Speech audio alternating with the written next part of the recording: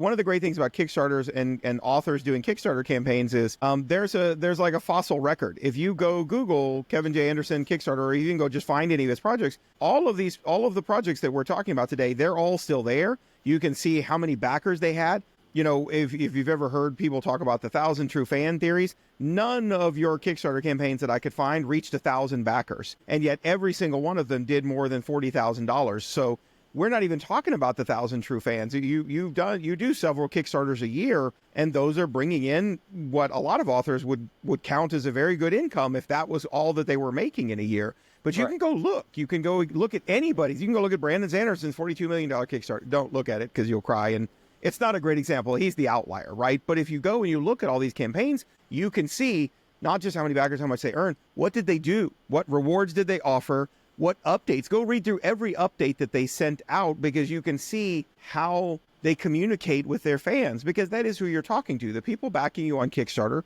there is some part of that audience that have never heard of you and we're just like, I like short stories. That sounds great.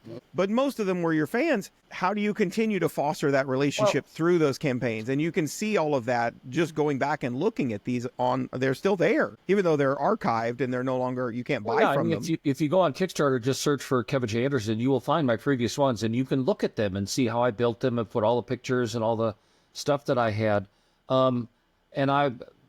I think we want to talk about the Terra Incognita one now, but I want to go back. After that, I want to come back to, yes, you can do a big Kickstarter, but then the other shoe drops, because you have to produce the books and you have to deliver them, which is no trivial thing. So we're absolutely going to get to Terra Incognita, because that's the big one that we're here for, and the one that I'm actually super excited about. But before we get to that one, just like, let's take them briefly one at a time. I think that it's a really good masterclass is seeing what you have learned over the 7 Kickstarter success. All of them have funded well beyond what the original funding goal was. My lowest one was, I think, 5 or 6 times what my goal was. Right. So you've done, but I imagine just like Dean Smith, when he started, you didn't know what you were doing. So, and this is how we all learn, right? We don't know what we're doing, and then we learn from others, hopefully, and then we give it a try ourselves. So Double Booked, which was the first Dan Shambles, and that was the first Kickstarter that you launched. What would you say was your biggest one, like, tip takeaway from that you, like, obviously other than like, wow, Kickstarter is awesome, but like, what did you learn from that campaign that you would tell other people that were trying to start their own campaign? Well, it's actually the opposite. That one, everything happened right. And so it's like when people have a baby and the first baby is the most wonderful, perfect baby. So then they have a second kid who turns out to be a monster. Yeah, that's what happened to me. Right. So my first Kickstarter campaign, everything just went great. I made way more money than I expected. All kinds of things came off that I wasn't. I mean, I did.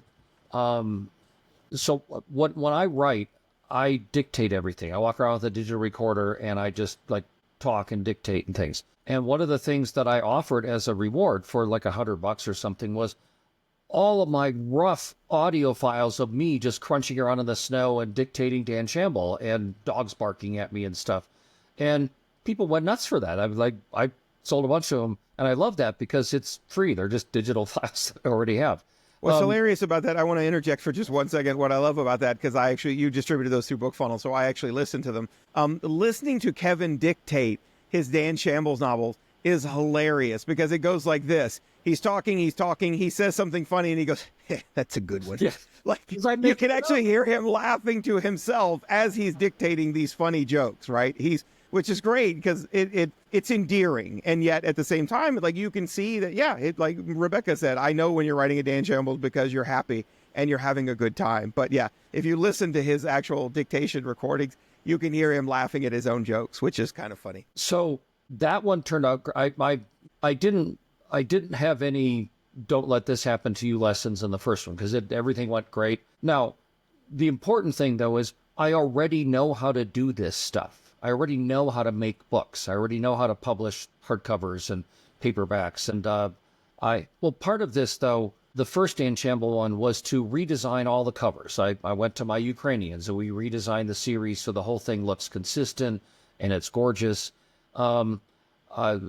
Completely other thing is the audiobooks, there were like 3 different narrators and they did them inconsistently. So I got the rights back and I myself narrated all the 8 audiobooks. And that was an investment of time and effort. And again, it all paid off. Had you done your own narration before that, or was this a totally new thing for you? I had done one that was very special to me. I did the third Clockwork book in the series that I wrote with Neil Peart. Yeah. As Neil Peart had narrated the first one, and the second book was sort of a mixed cast, and then Neil passed away. So I figured if he did the first one, I should do the last one. And so I just wanted to do that. And so I learned how to do it, and it's not my favorite thing to do, but I'm not bad at it. But the Dan Shamble books they're my voice. They're first person. They're funny. And my other narrators, it's just they didn't get the jokes, and they kind of walked right through the puns and didn't stop for the wah wah. And so anyway, I wanted to do that. So that was all part of it. But I did learn a couple of things on other campaigns that maybe I can share. That first off, if one of Dean Smith's big things is don't ever do physical stuff, just do digital that you don't have to pay for. Well, my fans want the signed thing, so I'm very vigorous. I want to sell the signed hardcover set or the signed paperbacks or the signed things. So you have to account for producing and publishing. So don't sell your book on Kickstarter for $15 if it's really going to cost you $10 to print it, and then you've got to pay for the cover art and you got to pay for, because the economics doesn't work out. The other thing that a lot of people don't account enough for when they figure out, okay, it'll cost me $5 to postage to ship this trade paperback book. And so they add $5 postage. Well, they don't also account for the $1 bubble mailer, and they don't account for the paying your minions to stuff all the envelopes, or even because in this short story thing, we were mailing out like 1,200 books.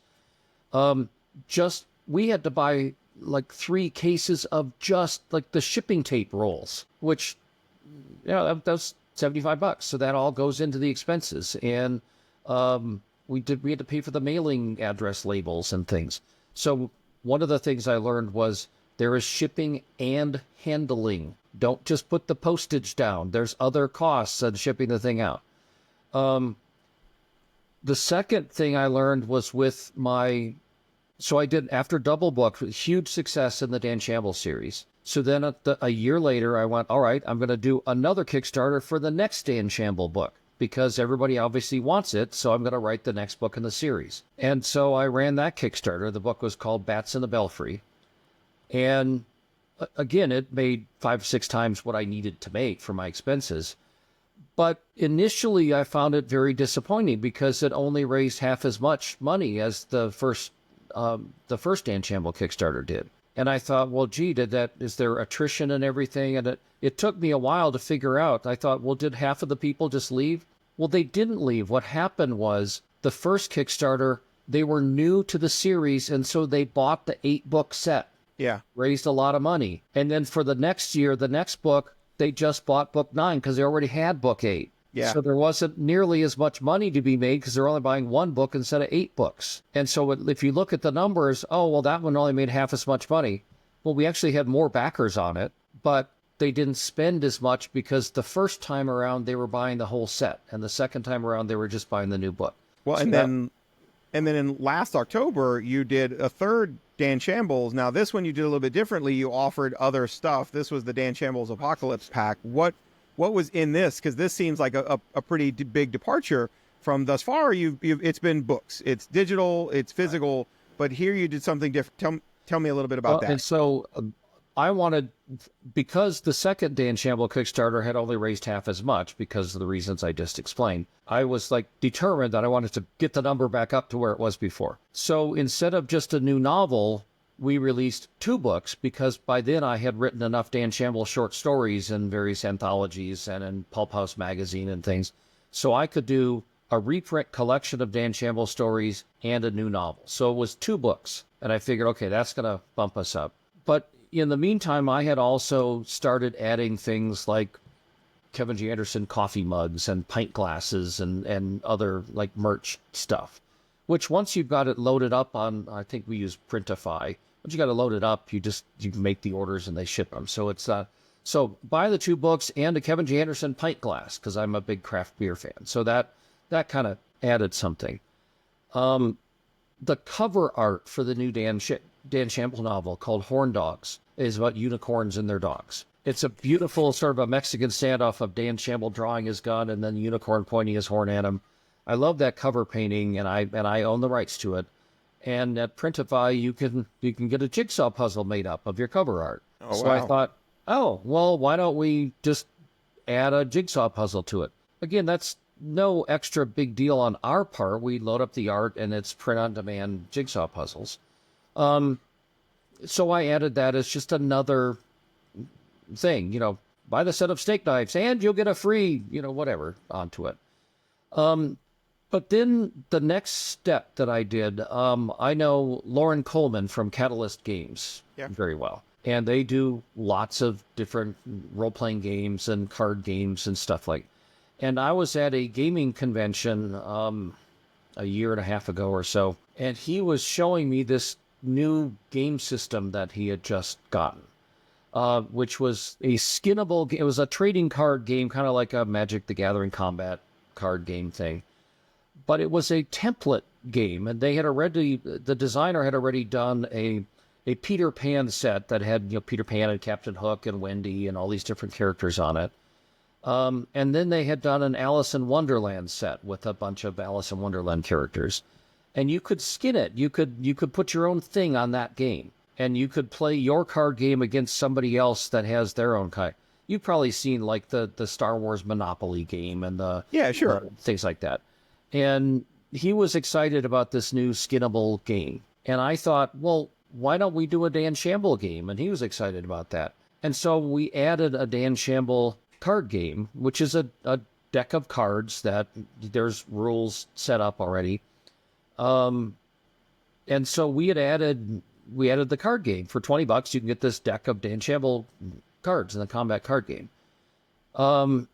And so we added that, and again, we got all backers, and everybody did things, and some people ordered the puzzle, and some people ordered the games, and we made it so that the two ebooks for the two new books, that was the baseline. Everybody had to get that, and the other stuff was adding on to it.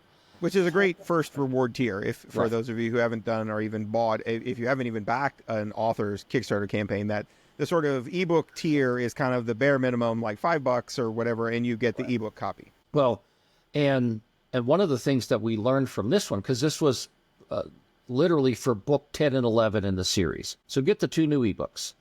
Lesson learned, what we did not offer was, if you're new to the series, here's how you can buy just the ebook of book 1. Because I was assuming they're coming back to get the new one. But we had new people coming in saying, well, I want to get the series, but I don't want to buy all 11 books, and I don't want to buy book 10 and 11. I just want the new one so I can get a taste. So we actually added that in, and that was a lesson learned, so I bring that up. But the problem was with the card game, in that it was a little outside my wheelhouse, because there are print-on-demand card game manufacturers. And I had a bunch of the artwork already, because I had paid for 11 Dan Shamble covers. And on these cover paintings, I could cut out a Dan Shamble picture, and I could cut out a unicorn picture, and I could cut out a witch picture, and I could cut out a werewolf picture. It turned out that I could get like 15 images to put on these cards, but I needed 24 cards for the deck. So I had to pay for artwork for 9 or 10 new cards. Now, the game designer, as part of his service, that he worked with me to design it, so I didn't have to pay somebody to design everything. But just paying for this artwork cost $1,000 or something like that for all of the cards. And printing we printed 100 of these decks of cards. And when you print 100 of them, they still cost like $12 to print. And I was making $20 on it, and I had to pay for the cover art. So all told, I lost not a lot, a few $100 on the card game itself. So that was not it proved the concept. That was not a great thing to add. It was more lesson trouble. learned. You didn't factor in. You were just thinking, well, card, how much print the deck and then we'll sell it for $20. Not taking into account. I don't know if people would buy spend more than $20 on it. That the perceived value is, well, I'm not going to pay $50 for this card game. So Right. I needed to sell more of them to make it worthwhile. But again, I didn't lose my shirt. I just lost a little bit on it. And it's a cool thing that I now have a Dan Shamble card game. But that was, it was a little bit outside of my personal expertise. And it didn't turn out to be as big as, I mean, the books I made. And again, it's all together. It's the whole campaign. So it evens out. But that's what I learned. I have seen a few campaigns where I get what Dean is saying. I wouldn't necessarily argue with him, but like what really took Sanderson's campaigns into the stratosphere was all the physical stuff. If he had just come forward and said, I have 4 ebooks, I mean, he would have made money. I backed the campaign. I wanted the 4 ebooks, but it was the beautiful books and then the boxes, the swag boxes and all that sort of stuff. But what I have seen is like, you really do 2 things. I would say really think hard about your physical rewards and how you're going to get them to people. And 2, plan for success. That reward sounds great when you have 100 backers. What are you going to do if you hit 10,000? Now, it's a good problem to have. But like I saw an author friend who had a campaign where they decided that they would do bookmarks as a stretch goal, right? So like, oh, hey, everybody gets these 4. Okay, here's the problem with that. If they bought the hardback book, which was the thing you were selling, the special edition hardback, right? That you could have had printed at Book Vault or Lulu and drop shipped directly to your customer, except they can't put the bookmarks you had printed in that box. Yep. So now you are either A, shipping from Lulu to your house, where then you have to reship them with the bookmarks, or you're stuffing bookmarks into envelopes and making stamps to get them out to those people. And all you were thinking was like, oh, bookmarks are super cheap. That's a fun little stretch. No. Think about how you're really going to get those to people before you say, aha, I have a great idea. Now, a way to get around that, all of our physical stuff comes, well, most of it, they come here because my thing is I autograph them before they get sent out. Right. And if you already knew that, then maybe slipping in some bookmarks is just a little, they're already coming here. I'm already signing them. That's a great reward to you. To phrase that, I would, as a stretch goal, everybody who orders a physical hardcover gets a free ebook if we hit this stretch. Gets a free bookmark if we get this stretch goal. So that's the way. Anyway, so I've learned stuff, but I want to keep pushing the envelope and keep getting bigger. And thank you for watching. Check out these other videos from BookFunnel. And don't forget to subscribe to the channel.